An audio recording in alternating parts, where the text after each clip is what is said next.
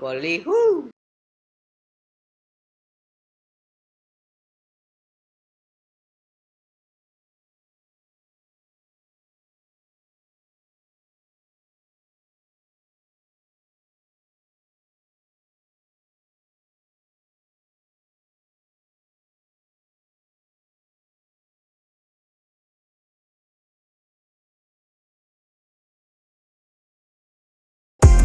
There are two ways you can travel across the sea. You can either take a plane, or you can take a boat. Planes might get you there faster, but if you want to enjoy the scenic route, you jump aboard a ship.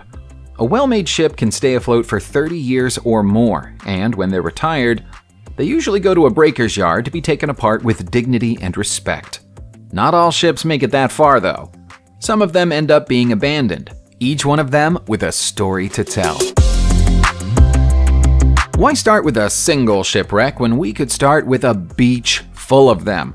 If you travel to the Hawaiian island of Lanai, you'll find a series of shipwrecks dotted along Shipwreck Beach, a 6-mile-long shore that plays host to the remains of 12 different forgotten vessels. The trail starts with YOGN-42, an old U.S. Navy ferro-cement fuel barge, and ends with YO-21, another U.S. vessel that was once a Navy Yard oiler. Some of the incidents that have stranded ships here can be blamed on the area's powerful currents and strong winds, but that isn't the case for all of them. Back in the 19th century, the beach became a dumping ground for people who didn't want to pay the costs associated with scrapping an unwanted ship. Most of them rot away, but as YO-21 and YOGN-42 were made from concrete as opposed to timber, they're still mostly in one piece. While some people consider them to be an eyesore, others find them fascinating. That's why Shipwreck Beach has become a popular place to visit for passing tourists. Head toward the Leeward Antilles in the Caribbean and you'll find Klein Curacao, a slightly creepy abandoned island completely devoid of life. That hasn't always been the case though, as is evidenced by the presence of an empty lighthouse. The lighthouse isn't alone on the island. It has 2 shipwrecks to keep it company. One of them is the shattered wreck of the Maria Bianca Guidesman. The vessel was once a proud oil tanker but ran aground on Klein Curacao during the 1960s with so much force that the ship sheared clean in two. Obviously, that made the idea of salvaging the vessel completely out of the question, and so the battered shell of the ship has been slowly falling to pieces in the sun for almost 60 years. The second vessel is harder to identify, but it's possible that it would tell a shameful story if it could talk. The Dutch West India Company's slave trade route passed through this area, and the island was used to quarantine 6 slaves in a shabby hospital, the ruins of which can still be seen on the island today. This second ship might well have been a slave ship, which would explain why nobody's ever owned up to leaving it there. For such a small piece of land, Ireland has a lot of shipwrecks on its coastline and its riverbanks. One of the most notable is in Ballynaquay, County Mayo. That's where you'll find the abandoned SS Creetboom, trapped forever on the River Moy. The vessel is over a century old and owes its strange choice of construction material to the fact that traditional shipbuilding materials were hard to get hold of during the First World War. The Creetboom was built in 1917 and was put into service shipping iron ore from Spain to England.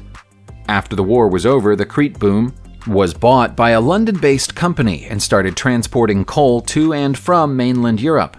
It didn't come to Ireland until 1937, by which point it was in poor shape and was scheduled to be scuttled and become part of a barrier at the mouth of the river.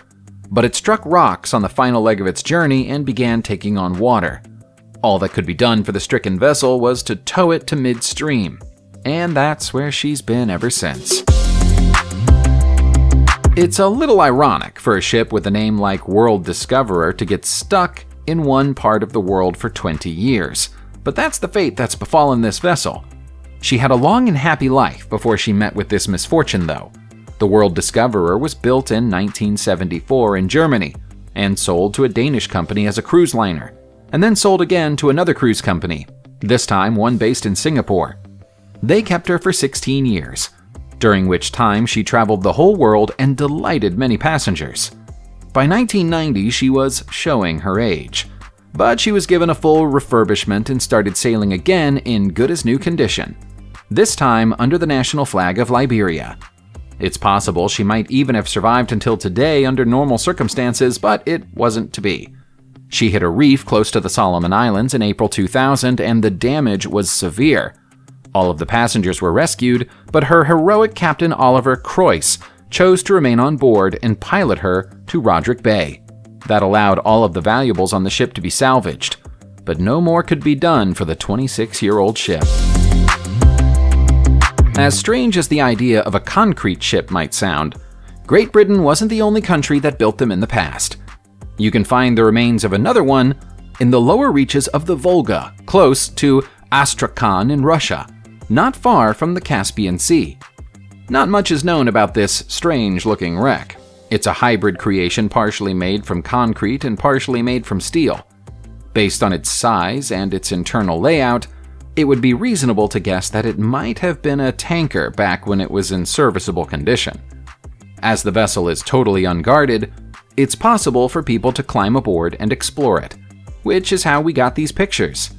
As you can see, the lower decks are taking on water, and in places the concrete has crumbled and exposed the steel mesh that holds the vessel together. It's clear that the ship has been left alone for a long time, and it's sadly past the point where it would be able to be fixed. Who knows what kind of goods might have been carried inside it back when it had a crew and an owner? We've all heard the famous song Yellow Submarine by the Beatles, but did you know that there's a real yellow submarine stranded in the waters of Coney Island Creek in New York City, USA?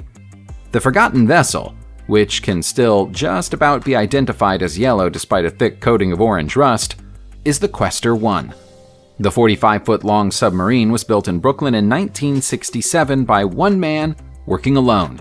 Jerry Bianco made his ship from salvaged metal and intended to use it to salvage valuables from the wreck of the SS Andrea Doria, an Italian passenger liner that sank close to Nantucket Sound 11 years earlier.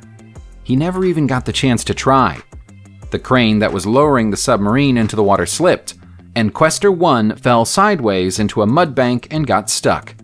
Bianco attempted to refill the ballast and refloat the Questor, but he couldn't free it, and eventually he was forced to abandon his creation. The ship stayed in the mud until 1981 when it broke free and drifted away. You can still see the top of it on a clear day when the tide is low. If you're interested in shipwrecks and you also have a passion for snorkeling, you might want to consider visiting Australia's Tangalooma Island Resort and combining your two passions. There, you'll find the Tangalooma wrecks. 15 ships were deliberately sunk by the Queensland government over the course of 20 years from 1963 to create an anchorage spot for other boats, and they've all become home to a vast array of marine life. More than 100 different species of fish have been recorded around the wrecks, and sometimes a few dolphins stop by to say hello. After so many years in the water, some of the ships have deteriorated more than others, but the silhouette of the Mayboro, built in 1885, is still easy to identify as you look upon the site from the safety of the shore. The Bream, the Morwong, the Kookaburra, and the Pelican are also among the members of this scuttled club. Don't worry if you're not a strong swimmer. You could hire a sea scooter to take a speedy tour of the wrecks if you'd prefer. Our next shipwreck also attracts a lot of visitors and tourists, but for a more somber reason. It's the USS Arizona Memorial in Hawaii. The Arizona was famously sunk during the Japanese attack on Pearl Harbor in December 1941, the incident that sparked full-scale American involvement in the Second World War. The memorial was built 20 years after the attack and allows around 2 million visitors each year to get close to the wreck without disturbing it. The structure of the memorial straddles the hull of the lost battleship, but doesn't actually touch it, which minimizes the damage that the visitors do to the site. Since 1989, what's left of the Arizona has been registered as a National Historic Landmark. If you'd like to visit the memorial and pay your respects, you might be advised to do so sooner rather than later. A large crack was noted on the exterior of the Arizona in May 2018, and although it was repaired, it quickly cracked again. Visitors were suspended for a full year after that, And although they've recently been permitted again, nobody knows how much longer the ship will last. It might still be possible to rescue the TSS Duke of Lancaster, but time is running out fast. The British railway steamer operated throughout Europe between 1956 and 1979, and was supposed to begin a new life as an entertainment vessel after that, but a series of legal disputes have left it beached on the River Dee in Wales for more than 40 years. The Duke of Lancaster used to operate as a ferry service, but the route she worked on was withdrawn in November 1978. A Welsh company bought her and attempted to reopen to fill her with arcades and funfair attractions, renaming her the Fun Ship. But the local council in Lanark Moor weren't happy with the idea. The owners battled with the authorities until 2004, but eventually conceded defeat, and so the ship appeared to be doomed. As rusty as the exterior appears, internally she's said to be in good condition. A new plan to turn the ship into an art gallery was announced in 2012, and saw some of Europe's best graffiti artists invited to come and decorate the hull. But in 2017, the ship was painted jet black without any explanation. There's been no further news since. Heading back to the United States of America, you'll find the Swanee Belle looking conspicuous on dry land in east-central Pennsylvania. Despite the riverboat's antiquated appearance, she's not actually as old as she looks. The ship was built by the La Crosse Riverboat Company in Wisconsin in 1985, but she was based on the much older paddle wheel Belle of Swanee that used to run on the Swanee River in Florida many years earlier.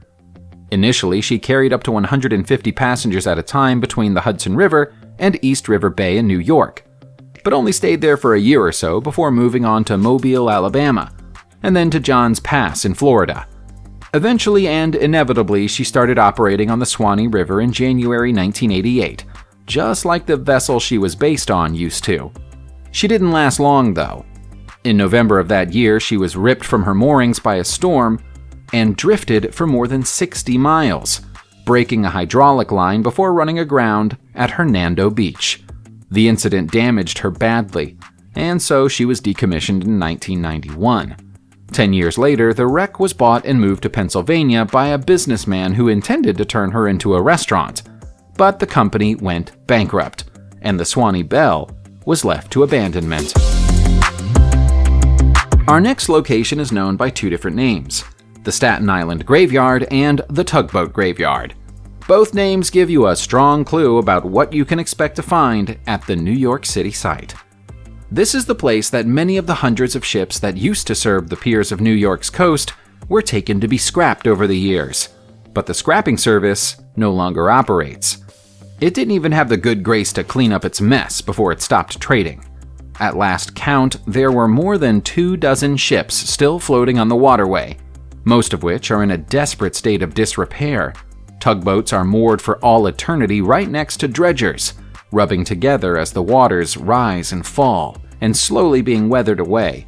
Some of them have sunk so far into filth that only a few rotting timbers remain.